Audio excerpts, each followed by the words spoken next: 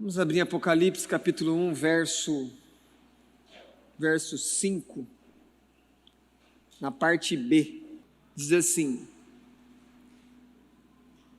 aquele que nos ama e pelo seu sangue nos libertou dos nossos pecados e nos constituiu reino, sacerdotes para o seu Deus e Pai. A Ele a glória e o domínio pelos séculos dos séculos. Amém. Eis que vem com as nuvens, e todo olho o verá. Até aqui. Amém. Vamos orar. Senhor, fala conosco. Se achegue a nós, Senhor, porque nós estamos aqui se achegando a Ti. Queremos mais de Ti, precisamos de Ti. E a nossa vida é sem graça sem o Senhor. Revela-te a nós. Toca-nos com o Teu amor, com o Teu poder, com a Tua graça nessa noite. E faz a Tua obra, santifica o Teu povo, por meio da Tua palavra, em nome de Jesus. Amém. Podeis sentar?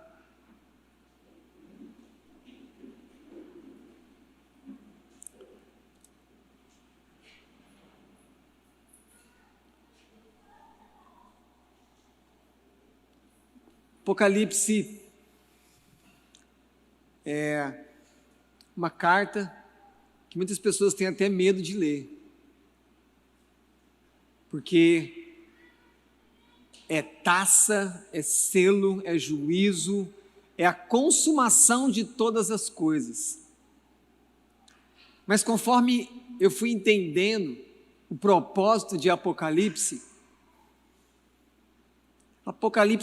na verdade, ele é o final feliz para todo aquele que ama a Deus. Por mais que você possa estar sofrendo, por mais que você possa estar numa angústia profunda, por mais que as coisas não estão fazendo sentido para você, eu quero encorajar você a ir para esse livro que muitos não querem abrir. E leia Apocalipse, porque ali está o futuro de quem ama a Deus. Ali está o resultado final de toda a obra de Jesus Cristo, o Filho de Deus, o Senhor, o Salvador, o Rei da Glória. É sobre isso que eu quero falar nessa noite. A glória de Cristo. Aquilo que eu preciso mais do que o ar. Aquilo que me alimenta lá no fundo mais do que comida. Aquilo que me satisfaz mais que água pura.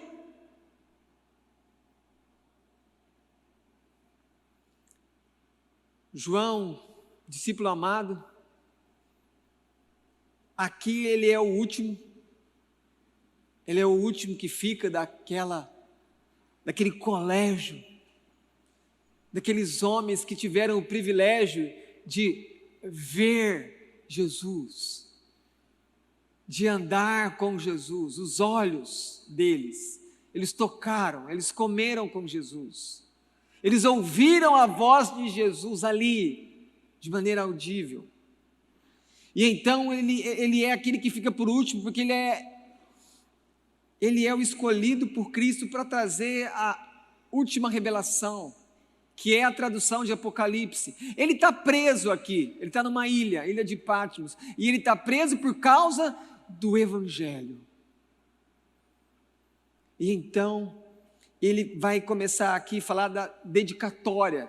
Quem é o autor dessas cartas às 7 igrejas, aos 7 anjos dessas igrejas na Ásia Menor, que é a Turquia, um país hoje totalmente muçulmano, mas onde teve ali a base de muitas igrejas cristãs, e que dali e da Terra Santa, de Antioquia, de onde Paulo saiu, é que a própria Europa recebeu o Evangelho de Jesus.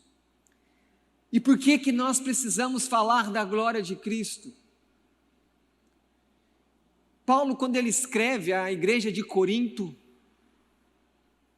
ele diz no capítulo 4 que o diabo, ele cegou o mundo O mundo não consegue enxergar a luz que é Cristo a todo homem. O mundo não consegue enxergar em Cristo a glória de Deus, como nós cantamos na última música. Mas o que me preocupa e o que deve nos preocupar nessa noite, não é que o mundo não conhece a glória de Cristo e, portanto, não conhece a glória de Deus, porque eles estão na incredulidade, eles não conhecem a Deus, eles não têm o Espírito, para eles não faz diferença nenhuma. Não faz diferença nenhuma para o mundo aquilo que fizeram com Cristo e a glória de Cristo, a sabedoria, a beleza. Eles não se importam com essas coisas. Mas o problema é quando nós, a igreja, estamos de alguma maneira ficando parecidos com o mundo. Porque nós não estamos mais enxergando a glória de Cristo no dia a dia. A maioria de nós está frio, está insensível, como uma pedra que não pode ser removida, que não pode ser tocada. Mas não é esse o plano de Deus para a igreja. Porque pensem, o mundo só vai conhecer a glória de Cristo através da igreja, mas se a igreja não está buscando a glória de Cristo, se a igreja não está satisfeita com Cristo, se a igreja não tem em Jesus o seu maior tesouro, e por isso que nós estamos tão ligados às coisas da terra, e é por isso que nessa mesma carta, de onde vem essa última música, Colossenses 1, onde Paulo mostra que Jesus é superior a toda divindade, e Ele é o cabeça da igreja, porque eles estavam colocando Jesus na mesma altura do que outros deuses. Nós estamos fazendo isso com Jesus, nós estamos colocando Jesus na mesma altura das coisas da terra, e muitas vezes pior, nós estamos colocando a glória de Cristo, as coisas de Deus, abaixo das coisas do mundo, daquelas coisas que nós buscamos, daquilo que nós achamos que é o mais importante, que é o mais preciso. É por isso que a gente precisa ouvir então sobre a glória de Cristo, porque de alguma maneira estamos ficando míopes. Nós não estamos conseguindo enxergar a beleza de Cristo nas coisas de Deus. Em primeiro lugar, João fala, aquele que nos ama. A glória de Cristo é conhecida no seu amor pelos crentes. Como assim Cristo nos ama? E quantas vezes então, como diz uma música, de um homem que estava longe de Deus, vivendo uma vida nas drogas, e vivendo em cidade em cidade com bebidas e drogas, e de repente numa dessas noites ele se vê no hospital, e de repente quando ele está numa cama, ele diz que a misericórdia de Deus entrou naquele quarto, e ele diz no refrão, e a misericórdia de Deus fez diferença na minha vida. Porque, igreja, que nós estamos tão insensíveis a essa glória de Cristo, que veio para nos transformar. Lembrando que quando Cristo vem, Ele vem baseado no amor do Pai, porque é o Pai que te amou e que te escolheu eternamente, e então Ele diz, quem enviarei? E Cristo diz, eu vou. Então perceba que a base aqui da nossa salvação é o amor do Pai por nós, pelos eleitos, mas esse amor é manifestado na encarnação de Cristo, e Ele vem, então Deus veio até você. É impressionante quando você pensa que quando Deus quer resolver o maior problema dos pecadores, que é o nosso pecado, Ele mesmo vem. Ele veio. Jesus deixa a glória que Ele tinha com o Pai eternamente, Ele se torna homem e Ele vem até nós. Ele vem porque Ele quer cumprir uma missão que o Pai o concedeu. Como é glorioso pensar nessas coisas, que o Filho Santo, unigênito, primogênito de Deus, deixa a morada celestial e vem até um mundo hostil, mau, como o nosso,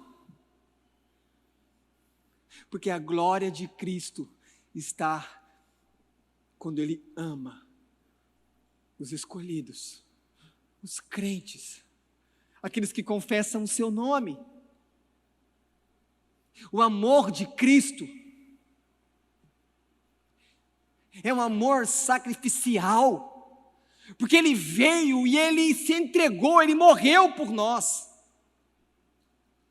Perceba que é um amor singular, que ninguém tem para te oferecer. O seu pai não pode te oferecer isso, a pessoa que mais te ama não pode. Os pais não podem dar isso para os filhos. O amor de Cristo é sacrificial, Ele é um amor perdoador, Ele vem para resolver os nossos pecados, a nossa grande mazela. E lembre-se, que pecado terrível o meu e o seu, quando a glória de Cristo não está fascinando os nossos olhos. Porque por isso o Espírito veio sobre nós para abrir os nossos olhos, para enxergarmos a Cristo e amarmos a Cristo. Mas existe uma concorrência muito grande na sua vida.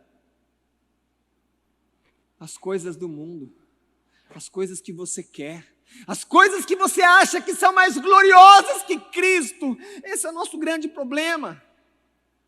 Mas esse amor ainda é tão glorioso que Ele tem paciência com você. Porque o homem, quando percebe que alguém está sendo indiferente, insensível, ele vira as costas e vai embora, ele deixa, fala, não, essa pessoa não quer mais nada comigo. Cristo não desiste de você, Cristo não desiste de levar você a conhecer daquilo que mais vai encher o seu coração de alegria, a glória dEle. Esse é o motivo dEle, Ele quer que você conheça a glória dEle. Ele quer que você conheça a casa dEle. Ele quer que você tenha relação com o Pai dEle.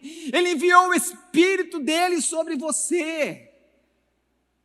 Não existe um amor mais sincero do que esse, que ao mesmo tempo fala para você, você pecou, você é mau, mas ao mesmo tempo diz, mas o meu Pai te amou, e eu também te amei, eu vim, eu me entreguei totalmente, um amor glorioso. E então, nós amamos a Cristo porque Ele nos amou primeiro, como diz João em outra carta.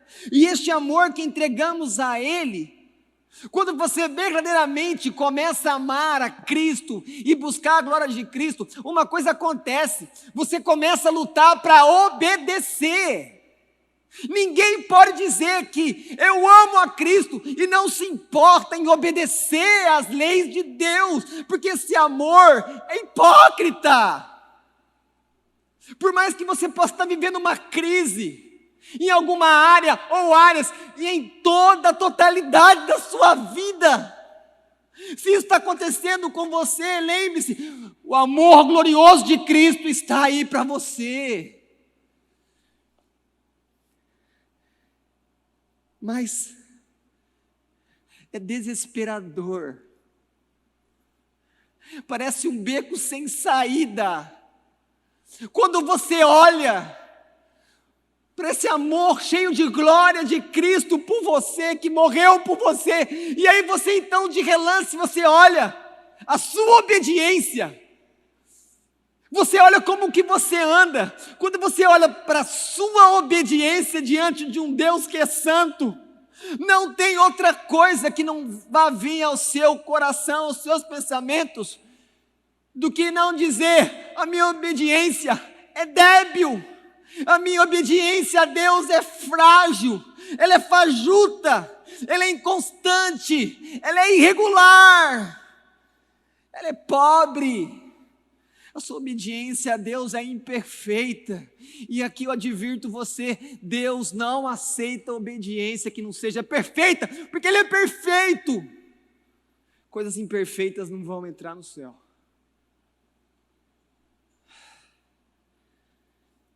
Então, somente quando você entender que esse amor que Cristo sente por você te guia à obediência, e aí você percebe que a sua obediência é terrivelmente podre, sem condições de agradar a Deus como a obediência de Cristo o agradava. Então somente quando você chega neste lugar, quando você percebe que a sua obediência falha com Deus todos os dias, mas quando você chegar neste lugar, então você vai conseguir enxergar a obediência de Cristo por você. E esse é um dos propósitos da vinda dele, ele fazia aquilo que você não consegue fazer e nunca vai conseguir. Ninguém, nenhum homem é capaz de agradar a Deus em si mesmo, porque se assim fosse, você poderia salvar a si mesmo. Mas o que justifica é a justiça que vem do céu. E o que salva não é a sua obediência, não é a minha obediência, mas somente a obediência perfeita de Cristo, uma obediência gloriosa. E aí então você entende que quando você crê nessa obediência de Jesus, que é acreditada em seu favor, inúmeras bênçãos vêm sobre você. Esse é o Evangelho. O Evangelho é deixar de maneira cabal, definitiva, de confiar em você ou naquilo que você pode fazer, tentando oferecer alguma coisa boa a Deus e dizer: não, Senhor, eu confio totalmente, eu aposto toda a minha vida na obediência de Jesus. E aí então, você está enxergando a glória de Jesus.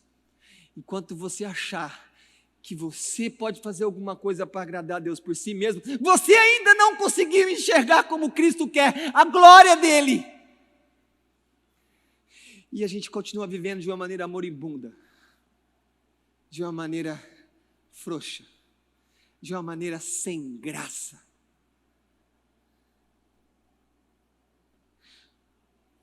João escreve depois, continuando, que aquele que nos ama e pelo seu sangue nos libertou dos nossos pecados.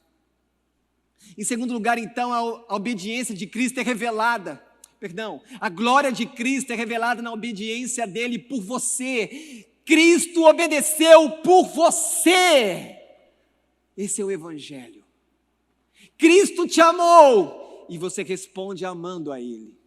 Cristo obedeceu e você confia e Deus te justifica.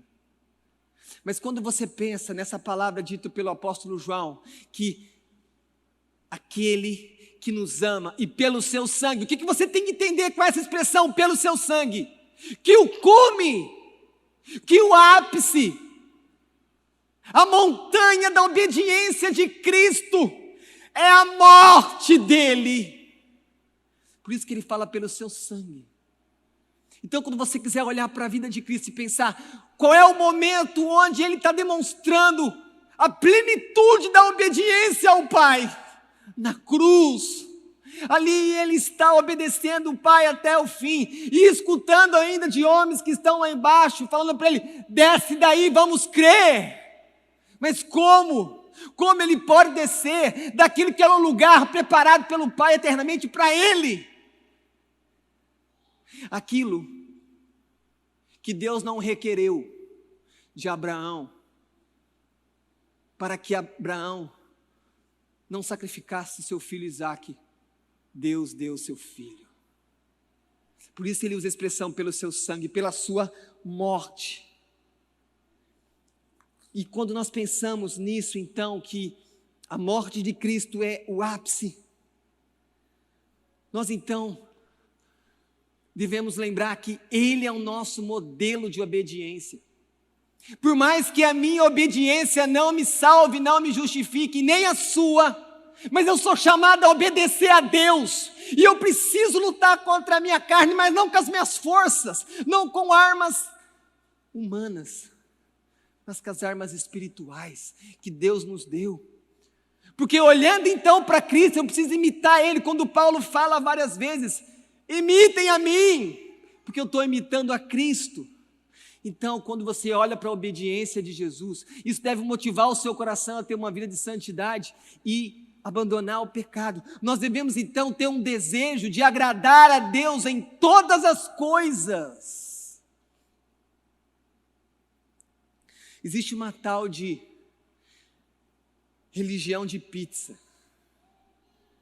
O que é religião de pizza?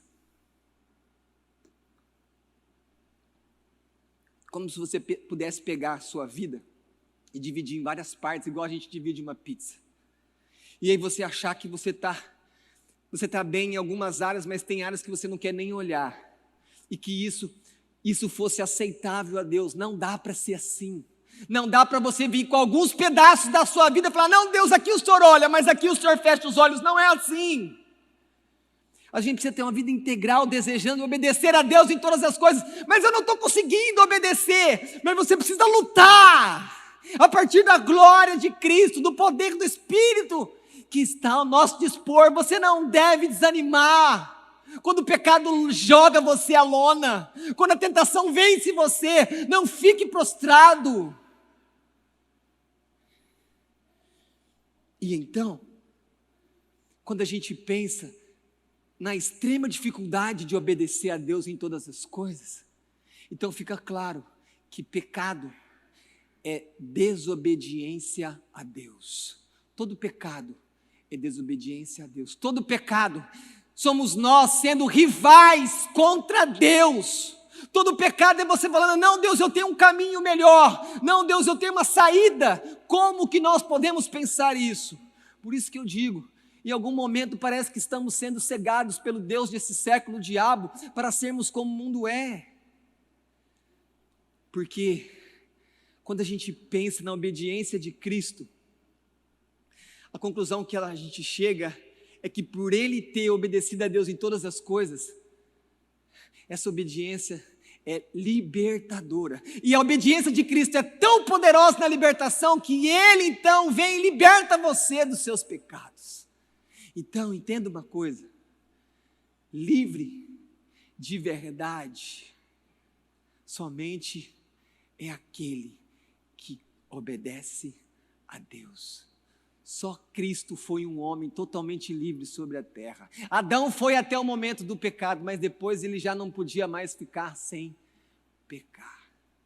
Então lembre-se, nesses tempos que ouvimos falar de tanta liberdade, minha liberdade, opressão, a maior opressão que o homem sofre é ser refém do seu próprio coração quando escolhe o caminho da desobediência e da consumação do pecado e não escolhe o caminho da liberdade, que é obedecer a Deus, fazendo a vontade de Deus.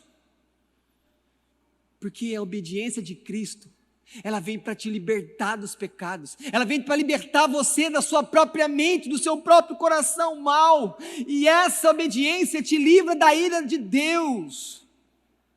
Mas por que às vezes você não está experimentando essa liberdade? Por que é tanta angústia, tanta tristeza? Porque tem pecado não confessado. Porque não está tendo uma motivação lá no fundo de querer agradar a Deus, mesmo quando está falhando.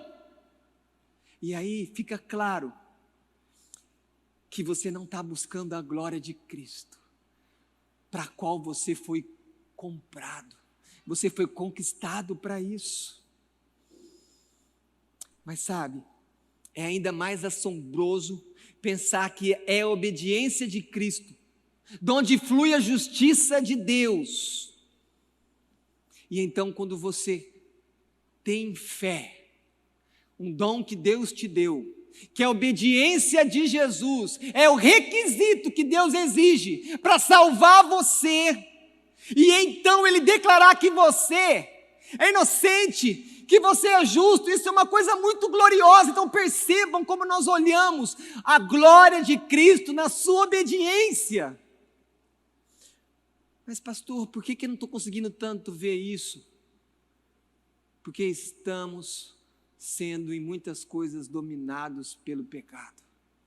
E aí começamos a ficar insensíveis com o Espírito Santo. E aí a gente já não está fazendo mais diferença entre aquilo que é santo e aquilo que é pecado. Que coisa terrível. Quando pecamos sendo desobedientes a Deus, nos sentimos angustiados, presos, tristes, menos humanos. Quem sabe uma das saídas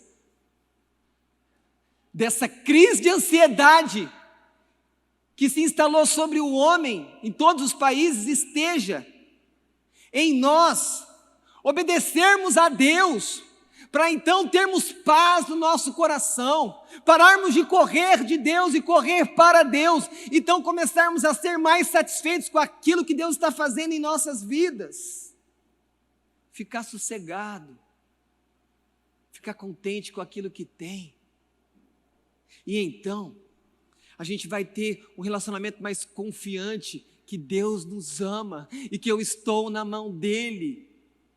O que isso vai gerar para você?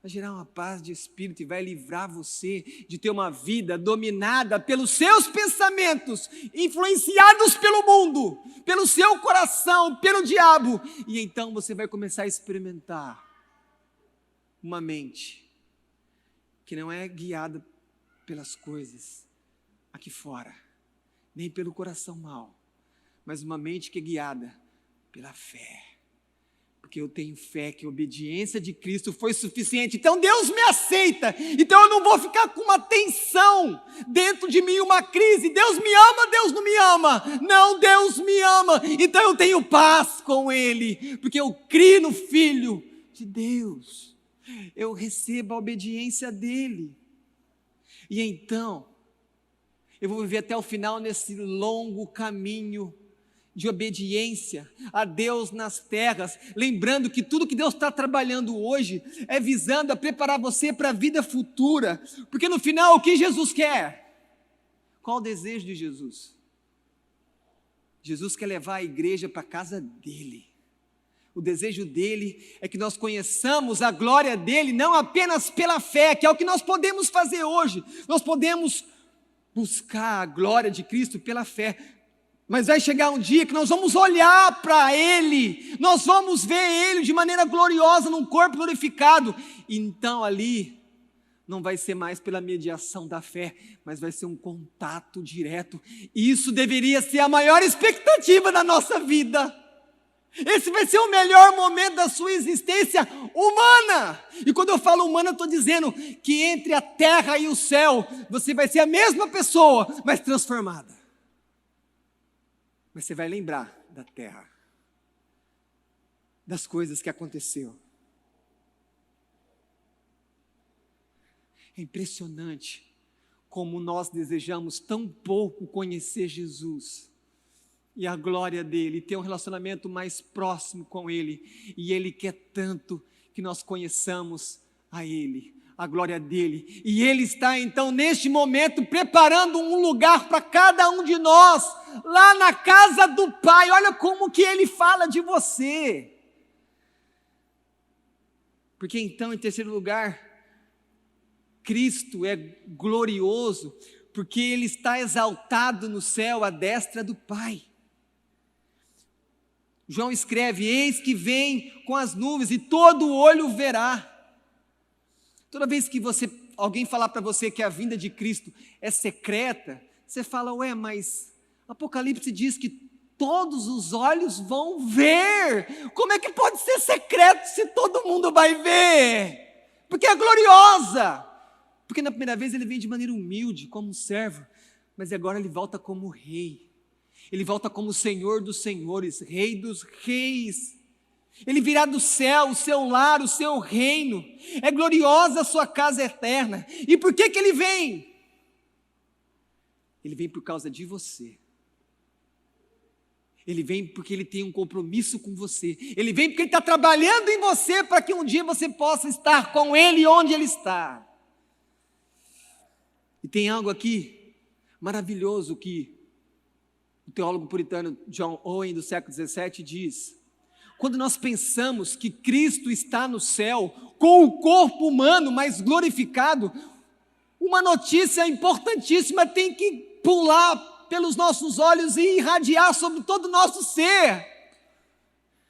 Se Cristo, tendo duas naturezas, eternamente Deus e eternamente agora homem, porque Ele encarnou, e Ele está no céu, como a Escritura diz que Ele está, e nós cremos, isso quer dizer que é possível para o homem viver no céu, porque Cristo está lá. E Ele é um homem, Ele tem uma natureza humana como nós temos. Por isso que Ele está trabalhando em nós. Então perceba, Ele é o protótipo, Ele é o primeiro homem a estar no céu. Para que você sonhe com isso, para que você espere por isso, eu vou para lá. Como nós temos começado a aprender quando perdemos algum ente querido, algum amado em Cristo. Nós costumamos falar que o amado partiu. Não! Porque aqui não é a nossa pátria, como lemos hoje, a nossa pátria está no céu. Então quando um crente morre, deveríamos pensar, ele chegou, ele foi para casa, ele está com o Pai, ele está com Cristo. Quando você tem saudade de alguém que você ama, mas se alguém amava a Cristo, pode ter certeza que essa pessoa está tendo o momento mais feliz da vida dela. Não que ela tenha esquecido de você aqui na terra, mas ela está ali em comunhão direta com Cristo. Só que só a alma, não o corpo ainda, porque o corpo só vai ter quando Cristo voltar e os túmulos se abrir. Que glória! Quem tem essa esperança, quem tem essas verdades para celebrar? Só aqueles que creem. O mundo não tem esperança. A esperança do mundo está: eu preciso ter saúde, eu preciso de uma vacina, eu preciso fugir disso, daquilo. Não! Um cristão tem uma esperança maior, vida eterna. Porque quando nós morremos, nós somos promovidos à presença gloriosa de Jesus.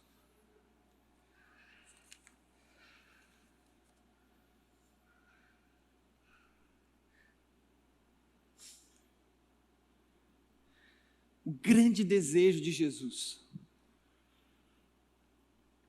quando Ele estava aqui na terra e agora no céu, é que você conheça a glória de Deus. Lembre-se, quando Moisés estava lá no deserto, o que Moisés queria? O que Moisés pediu para Deus? Deus, eu quero ver sua glória. Eu quero ver sua glória. Eu sei que eu ver sua glória, isso me basta. Mas Deus falou: olha, você não pode ver minha glória e continuar vivendo. Então, eu vou te colocar ali nessa fenda aqui dessas duas rochas, você vai ficar aqui e eu vou passar e você vai me ver pelas costas. Olha, Moisés, todos nós deveríamos estar seguindo Moisés. Jesus, eu quero ver a sua glória. Nós estamos nos enganando com tantas coisas que no fundo não vai dar satisfação real. Hoje você tem, amanhã vai embora. Ninguém toma Cristo de você. Ninguém altera a relação pactual de Cristo com você. Por isso que nós temos que viver totalmente para buscar Ele. Mas como estamos longe, como vivemos dias difíceis. Falta Cristo a você? Está faltando Jesus para você hoje na sua vida? Não falta para você. Falta para todos nós. Eu vou generalizar aqui, falta Cristo para nós, falta desejo pela glória de Cristo, de amar mais a Ele, de querer estar perto dEle. E então, quando a gente acorda, não deveria ser por causa de Jesus o motivo maior para me fazer, eu vou levantar dessa cama porque eu tenho uma vida para viver para Cristo hoje. Não, a gente tem vários motivos, mas não pensa que aquele dia é um dia para entregar para o Senhor. A gente faz tudo, mas não está pensando nele. Então nós chegamos no café da manhã, eu preciso comer, porque eu preciso ter energia, porque eu vou trabalhar. Mas será que o nosso verdadeiro poder não vem do Espírito, não vem do céu? O nosso principal café da manhã não tinha que ser a oração e a leitura da palavra? Não os ovos, os pães, os queijos, os doces, as frutas. Percebe? Nada contra isso, a gente gosta. E Deus deu e devemos receber com ações de graça. Mas qual é o melhor café? Qual a melhor maneira de começar um dia? Se alimentando de Cristo, da glória dEle, enchendo a sua mente dos pensamentos dEle para enfrentar um dia todo, porque o diabo vai vir contra você, o seu coração vai se manifestar querendo derrubar você, mas você já se alimentou no café. Como que a nossa vida profissional seria diferente se nós levantássemos, indo para o nosso trabalho, para qualquer lugar onde Deus estivesse nos levando, a gente estivesse pensando assim, fixo na nossa mente, eu estou indo ali servir a Cristo, eu estou indo ali para que Cristo seja glorificado. Nós seríamos outro tipo de trabalhador, funcionário, chefe, mas não! Nós vamos trabalhar porque nós olhamos ali que se nós não trabalharmos, a gente não come. Se a gente não trabalhar, as coisas não acontecem. E se eu faltar naquela empresa, a empresa não anda. A gente fala isso. A gente fala que se a gente não for, as coisas não acontecem. Percebam, isso é um desconhecimento de que é a glória do Cristo de Deus que faz a gente fazer todas as coisas. As crianças devem ser ensinadas que elas têm que brincar e ser felizes, se divertir, para que Deus seja glorificado, para que o Pai do alto possa olhar e falar assim, isso mesmo, criança, brinca, aproveita, celebra a vida, aproveita os brinquedos que eu te dei, mas obedece seus pais. Mas leia a Bíblia. A gente passa o dia todo. Faça uma reflexão comigo agora. Cada um vai ter a sua resposta. Qual é a maior expectativa do seu dia? Qual é o momento do dia que você mais aguarda?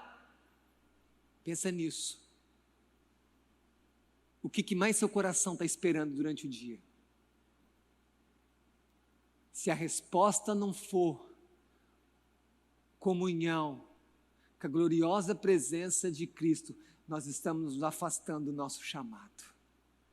Nós não estamos vivendo aquela alegria, aquela vida abundante, percebam isso, e você sabe que é verdade, porque você sabe o que você está pensando, Deus sabe o que você está pensando, tantas coisas são centrais no nosso dia, mas não o amor a Cristo. Por isso nós precisamos ouvir que Cristo é glorioso, que Ele nos ama, que a obediência dEle nos salva, e Ele está no céu, num lugar exaltado, com uma esperança para mim e para você que crê nele, que lá é o melhor lugar, não esse mundo caído, mas que Ele vai voltar para restaurar.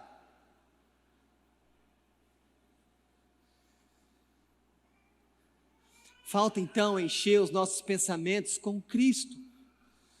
As nossas mãos têm que ficarem cansadas e chegar à noite e falar, não, eu estou cansado, mas eu vivi para Cristo. Falta louvor nos nossos lábios. Igreja, o seu maior desafio, pensando aqui, naqueles que, lógico que todo ano, né, vira a folhinha, vem aquela questão psicológica, né, e é bom que Deus vai mudando as estações, os anos, que é como se fosse uma oportunidade para a gente recomeçar, né, falar, não, esse ano agora virou a folhinha, vou começar de novo, ok, isso pode ajudar em algum sentido, mas qual é o seu maior alvo para 2022? Seja sincero de novo.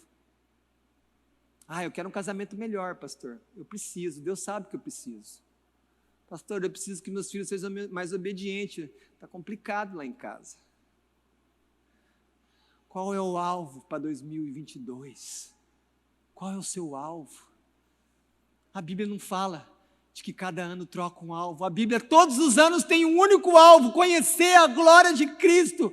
É de Cristo que você precisa, é de Cristo que eu preciso, é Ele que vai sarar as máculas, as angústias, as depressões, tudo aquilo que está dentro de nós.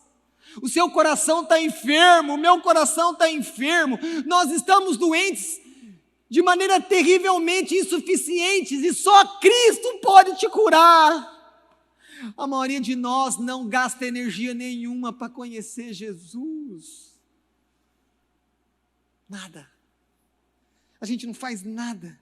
Porque nós somos como aqueles poços da época lá de Abraão e que na época de Isaac eles começaram a jogar entulho. As coisas do mundo estão sufocando você, as coisas do mundo não deixam você enxergar a glória de Cristo. E aí tudo é prioridade para nós. Preparar o futuro, um emprego melhor, vamos malhar, vamos suplementar, vamos comer melhor, vamos trocar de casa. A gente pensa em tudo, mas a gente não pensa naquele que é o principal chamado que Deus tem para você. Conhecer a glória de Cristo, sua vida vai ser transformada. Você não vai continuar vivendo como você vive. Isso eu garanto você, porque a Escritura promete isso. Então, que você possa pensar que 2022 seja um ano que nós não cometamos os mesmos enganos e erros de 2021, 2020, 2019, que nós vivemos buscando coisas muito menos gloriosas do que Jesus. Qual é o destino final da sua vida? Não é o céu? Então, se o destino final seu é o céu, nós já temos que estar vivendo aqui, mas olhando para lá, buscando as coisas que estão lá, as coisas do céu. E lembre-se, nós podemos fazer muitos alvos, não estou dizendo que você não tem que fazer, mas o principal tem que ser conhecer a Cristo, viver para Cristo, viver com Ele. Sabe por quê? Vocês vão fazer muitos alvos para 2022 e pela graça e poder de Deus vocês vão alcançar, porque Deus é bom. Porque Deus é um pai amoroso, cuidadoso, Ele é dedicado em cuidar de você. Mas eu vou informar para vocês. Mesmo assim você vai continuar pobre, infeliz, insatisfeito, tendo mais dinheiro, tendo um carro novo, tendo tudo o que você imaginar. Mas isso não vai satisfazer seu coração. Você não leu Eclesiastes? Você não leu Eclesiastes? Qual é o fim da vida? Trabalhar, trabalhar. Para depois pessoas virem pegar esse dinheiro e gastar, que você não vai nem ver. Reconheça hoje, em que em algum momento você pegou um atalho, que você achou que ia te levar a uma grande alegria, mas te enganou. Então volte, ó crente, volte, ó irmão de Cristo Jesus, volte hoje para o caminho é buscar a glória de Deus em Cristo. Você precisa reconhecer, eu preciso reconhecer nessa noite, que nós temos pecado contra Deus, e se voltar para Ele, abandona todas as outras coisas, que a prioridade seja buscar a glória de Cristo, não importa o que vai acontecer. Eu posso dizer para você que se você estiver buscando a glória de Cristo na sua vida, tudo mais que acontecer é acidental. Buscar a glória de Cristo é o principal na sua vida, é o chamado. Pois Ele disse, vinde a mim, todos que estáis cansados, sobrecarregados, eu vou aliviar vocês, e eu vou carregar vocês, e vocês vão viver mais leve, mais suavemente. Ele prometeu, eu vou preparar lugar e vou voltar. Por que voltar? Se o céu é tão glorioso, porque Ele deseja que você compartilhe dessa habitação. O Evangelho é a luz de Deus ao mundo, porque Ele revela o maior tesouro que a criação pode ver. A glória de Cristo. Não há nada mais sublime. Não há nada.